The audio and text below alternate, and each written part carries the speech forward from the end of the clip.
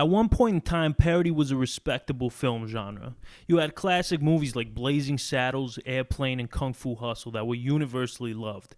But somewhere along the line, something happened. Parody films went from being hilarious, witty satires of popular films to whatever this is.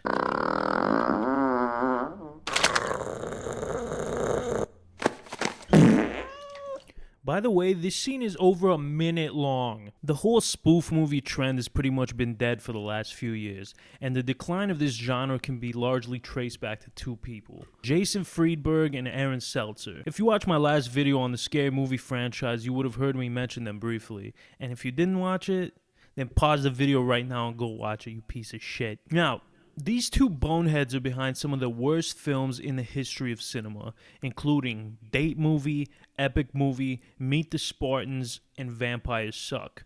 Collectively, the Rotten Tomatoes scores of all of their films is 24%. That's less than the critics' score of The Room. And you may be thinking these film critics are a bunch of pretentious hacks who take themselves too seriously. And that's true. That's true. But I mean, the audience scores ain't great either, so. Before I get into the films themselves, let's get into a little bit of background on our boys Friedberg and Seltzer. They got their start in Hollywood through some good old-fashioned nepotism. Jason Friedberg's dad, Rick Friedberg, directed television commercials and the occasional feature film. It was through him that the two were connected to legendary comedic actor Leslie Nielsen. Nielsen read one of their scripts for a secret agent spoof called Spy Hard, and he thought it was funny enough to get made into a movie. The rest is history. In what would go on to define their careers, their debut film Spy Hard was critically panned. 8% on Rotten Tomatoes, 5.4 on IMDb. But I think one review in particular does a good job of describing not only this film, but pretty much every other film these guys would ever make. Mick LaSalle of the San Francisco Chronicle wrote, "It's done in the style of the Naked Gun series, but although the style is there, the jokes aren't. Spy Hard relies on silly slapstick, takeoffs of recent films, and the shock effect of celebrity cameos. But all that exertion doesn't add up to more than a handful of laughs." After Spy Hard, the next big break would be from Scary Movie. And I want to make a correction on my last video where I said Jason Friedberg and Aaron Seltzer were two credited writers for Scary Movie. I say credited because they didn't actually write shit for the movie. The only reason they were listed as writers is because they were signed on to do another parody movie for Dimension, which got canceled. So they just added their names onto this one. They in fact did write a script for a film titled Scream If You Know What I Did Last Halloween, which was bought by Dimension Films and later renamed Scary Movie. But the Wayans brothers rewrote most of the script. Seltzer and Friedman had no involvement in the final script at all. A few of their jokes might have gotten into the movie, but 95% of it was the work of the Wayans brothers. So while they did have a small amount of impact on the film, it wasn't anything major. Despite that, the Writers Guild of America still thought they should have their names put on the writing credits of the movie. This would prove to be one of the worst decisions in history. This is like a Treaty of Versailles bad. Being associated with Scary Movie, which was a huge box office success, brought in a lot of work for the duo. But the majority of the scripts they sold never made it to production, which made them kind of disillusioned with the film industry. So they decided to take actions into their own hands. No longer content with writing shitty scripts, they decided to take on a new venture, directing shitty movies. The first of which was the 2006 rom-com spoof Date Movie, or as it's known in France, Sexy Movie. You may remember this film as having from 2 of the 6 writers of Scary Movie plastered all over their advertising. Yeah, they really milked that shit for everything it was worth. And it worked. The movie made $85 million at the box office on a budget of $19 million. Now, you would think that this was just a fluke, that people were just curious and only saw it because it was from the writers of Scary Movie. Wrong! The following year, they released another film, Epic Movie, which was a parody of the Chronicles of Narnia, The Da Vinci Code, Nacho Libre, Charlie and the Chocolate Factory, Snakes on a Plane, Superman Returns, Get Rich or Die Tryin', and many, many more. This movie made even more than the last one. But okay, they can't possibly do that again. Oh. Meet the Spartans made $50 million in profit? Oh, but look at this. The next movie only made $15 million, so perhaps this is the beginning of the end for these films. Oh wait, so you're telling me Vampires Suck grossed $60 million?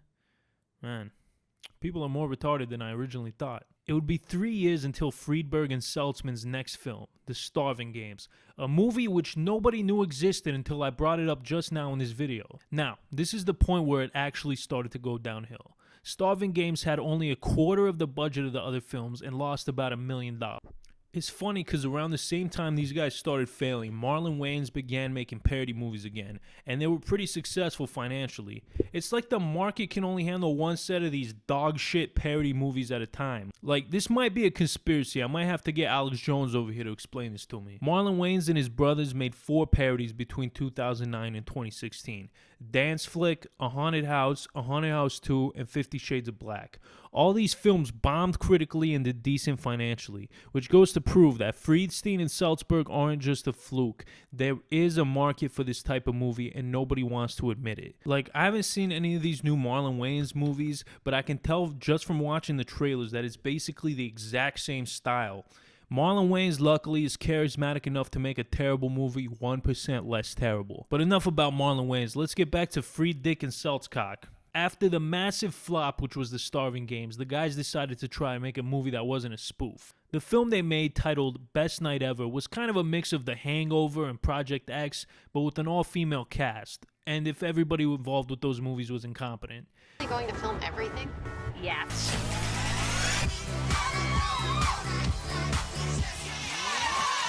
Now it's time for a little payback. Let's get my ring back.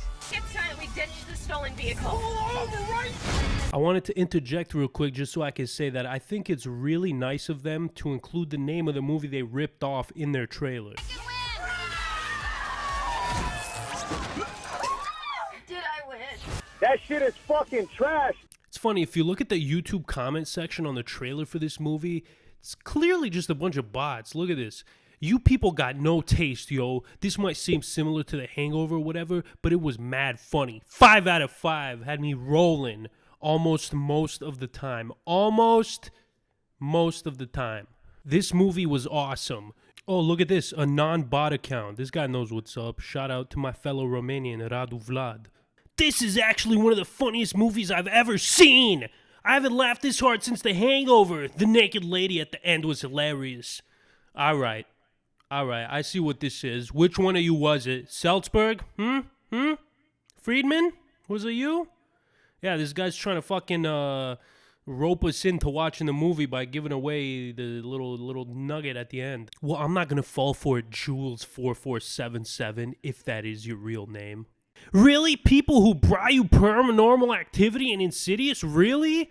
These motherfuckers clearly don't speak English, and you might be thinking, well, how do you know they're bots? They might just enjoy the movie, but contrast the comments to the like to dislike ratio and it becomes clear. Also, look at the reviews for this film. I think it's safe to assume that not many people enjoyed it, and almost every single one of these comments is positive towards the movie.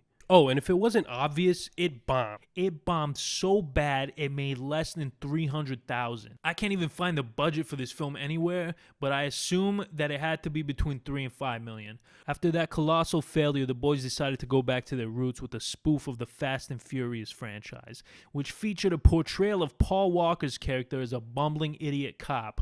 What are you driving? A car. The guy had only been dead for like a year by the point they started filming, so, shout out to them for not letting common decency stand in the way of a production.